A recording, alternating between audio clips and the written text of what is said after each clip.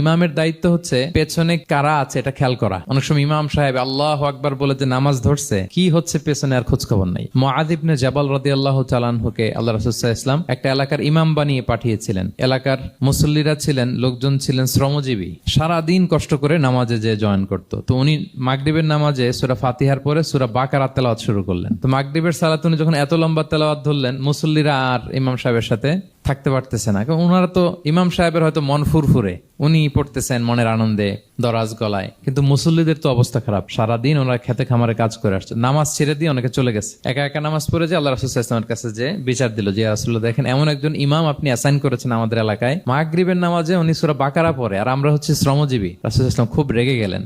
মুআয ইবনে জাবালকে ডেকে বললেন, তুমি কি সমাজে ফিতনা ছড়াচ্ছ? তুমি জানো না এরা কারা? তোমার কি সূরা ওয়াদ-দুহা ওয়াল-লাইলি ইযা সাজা মুখস্থ নাই? তোমার কি ওয়াশ-শামসি ওয়া-দুহাহা এটা মুখস্থ নাই? তোমার কি সাব্বিহিসমা রাব্বিকাল আ'লা এই সূরাগুলো তোমার জানা নাই? উনি বললেন জানা আছে। তো এগুলো রেখে দিয়ে মাগরিবের নামাজে কেন সূরা বাকারা ধরলা?